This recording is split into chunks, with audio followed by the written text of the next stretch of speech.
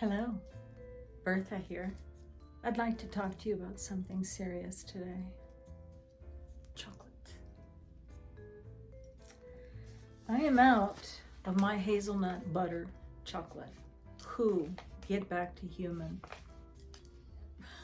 It's organic, 70% cacao, vegan, paleo, no refined sugar, no cane sugar, no sugar alcohols, no erythritol, no dairy soy, no palm oil, no lecithins, no vanilla extract.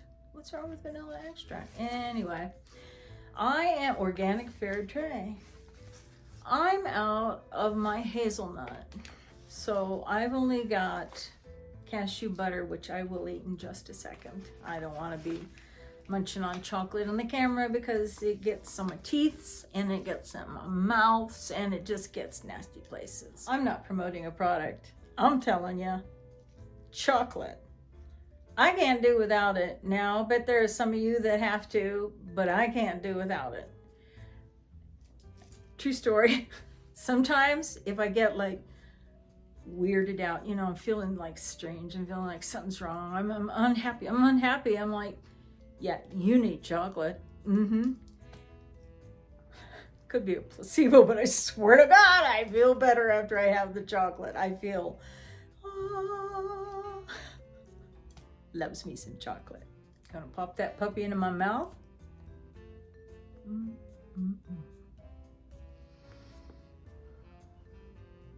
And as you know, I like to chase things with some coffee.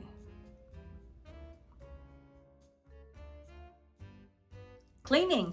Can you all keep up anymore? Can you see it is my point. Keeping up is like we got all the time in the world.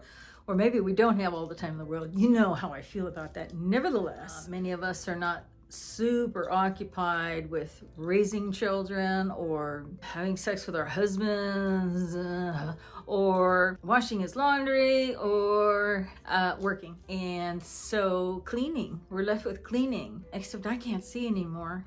Now, I hear you now. You're like, take them glasses off, girl.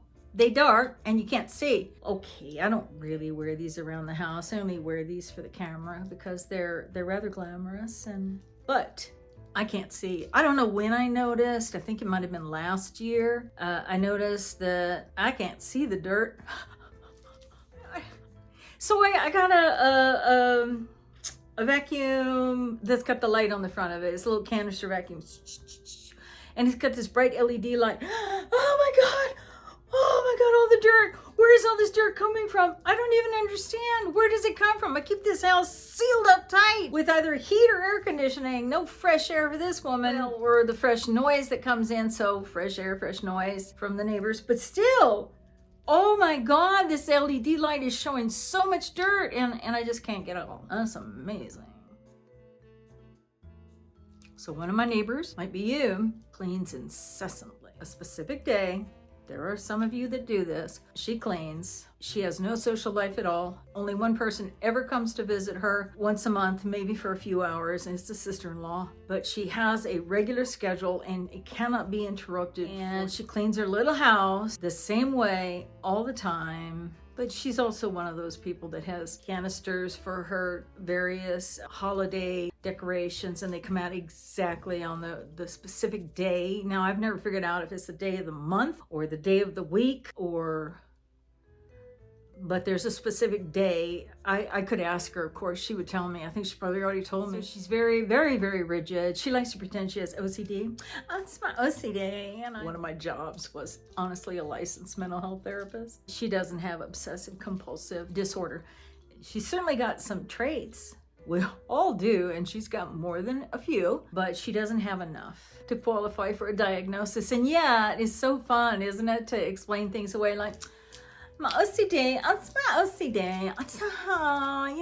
It's like cutesy, but have you ever noticed nobody's actually saying, oh, I have obsessive compulsive disorder? No, because it's too cute to say, my OCD, isn't that fun? Yeah, it explains away everything. I digress. I think it was about cleaning. I can't see to clean. I was sick some years ago. I think I was diagnosed 7 years ago, and I was sick. And I underwent a lot of treatment. I underwent almost a year of treatment, you know, the big cancer. I did have a maid service come in just to keep up with dust more than anything, and mopping and cleaning the bathrooms and vacuuming all the carpets and cleaning the kitchen and just a few things, you know. Hey, they would make my bed if I left it unmade. Coolest organization. Molly Mays was who I used, and they have them in various places. I've also used them in Virginia. This was in Washington State, but they kept me clean. I can't afford them right now. We don't have them here in Cactus Creek. We don't have a little franchise like that. I do prefer me a franchise. Oh, they were great. So when I was sick, you know, like a couple days after chemo. Now, you know that first day after chemo, if any of you had cancer and had chemo, that first day after my first chemo, I went golfing. Hadn't golfed in years. Let's go golfing. I was so hepped up on steroids. They give you steroids to get through the treatment. And for a day after, one is pretty hepped up. I am invincible. This is awesome. I should always be going through this treatment. And then about 2 days later, it's like death. Oh my God. I'm so tired. Just feed me popsicles and let me watch golf on TV. And I watched months of golf on TV and lay there on the couch. I was fortunate in that I did not have to work. I was already retired when I got ill. So I know there's people out there still working. My heart goes out to you. But I was laying on the couch and they would come in and just clean around me. And I think I kind of felt bad. I think I did. I mean, that people were cleaning around me, working around me, but it was nice. I miss having maid service because I can't see. Bathrooms aren't that great either. Since we're on the subject of cancer and it's such a hoot, maybe get your jigsaw puzzle skills in order. Practice, practice, practice.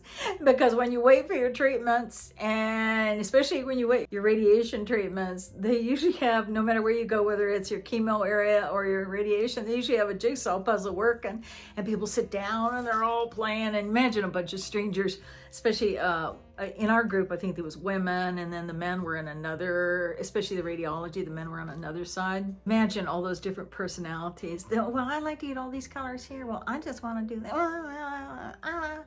And it's like, I just want to get my radiation and get the heck out of here, people. I'm not enjoying this part. No, I did. I love doing the puzzles. I do a lot of jigsaw puzzles now. The good old days. Just when you thought cancer was the worst thing that could happen to you. No, no, no. So many opportunities. I got a free wig. My insurance, which probably was Medicare at the time, paid for a free wig. They had a little service there. This is in Washington State. And I went and tried on a wig. And so I got this free wig. Not this one. And jigsaw puzzles, you get to do those with strangers, and great nurses, great chemo nurses. So I don't know, again, if you've never had chemo, these ladies suit up in these hazmat suits, and you or I am sitting in this chair, and they're coming up in these masks, and they're putting on these suits like we are going to war, and some of the stuff they're putting up has the skull and crossbones.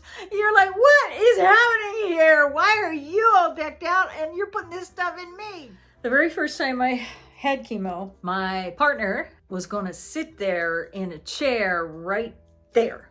And I was going to be right here with the chemo going into me. I had a port. It's something that if you're going to get a lot of it, they'll insert surgically a little area so you can get this delivered better than blowing out your veins. Okay, so he's gonna sit right there. Like for 10 minutes, I said, yeah, you should go to work or you should go do something else. And I saw other people, often their party, their sister, mother, daughter would sit right there with them. Meanwhile, chemo patients have passed out. They give us Benadryl to start, to avoid any reactions, allergic reactions. And our little machine, our little chairs usually have a little TV. If you got a class organization, which I did, a little TV, it didn't work, but that's okay. And I brought snacks. Oh yeah, well, I was there all day. My treatment took 6 hours just because of the slow drip. I told them, you got to go. You can't just sit here and stare at me. Thank goodness. thinking, and we didn't do that again. He would just, I would call him, he would pick me up. I noticed in my last video, perhaps the one before, I was doing a lot of, so like he said, and he was like this, and he was like that.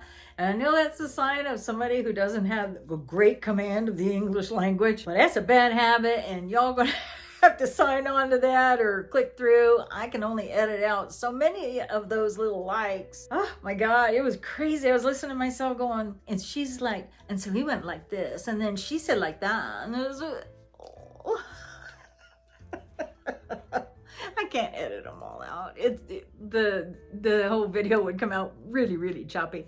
I went to the I also noticed I do a lot of fidgeting. I do a lot of this and a lot of that. I'm trying not to adjust my bra strap because I have no shoulders. Look at these. Look at this, straight down. And these things just fall. Because you know I got my minimizer on. Make me minimize and this thing falls off. I need some viewers. Come on, guys. YouTube is not showing my videos yet. It's up to YouTube to do it, to be honest. The content creator should have an audience or should know a couple people to start helping them build, and then they advertise and everything. But I don't really have a very wide circle. YouTube is like, yeah, we're not going to show your video to anybody because we don't even know what you're doing. That's part of the problem with YouTube. If the computer, the algorithm cannot figure out what you're doing, what your message is, what you're trying to teach, because you know they used to start, the big premise was how-tos, right? Well, this is no how-to, except how to be old. Then they don't really know who to show your videos to, who to show my videos to, so that's kind of where we're at. It'll build organically, it'll build, I hope. Time in New England took me away to long rocky beaches with you by the bay. That is so out of tune. Let's try it again. Time in New England, took me away to long rocky beaches with you by the bay. Time passes, when will I see you again? So, I don't know what year that song came out, but I know I was listening to it when I was crushing on a guy on a Pacific island where I was working. And he allowed me to hang out with him, but he was just really handsome. He allowed me, I'm like 22, allowed me to hang out with him, and we chatted in the nights and everything. But there was never we never got any closer. And I was like, I wonder why. But I learned that he was leaving the job, leaving the island, and he was going to a seminary. Oh, so much for when will I see you again? Never. One voice.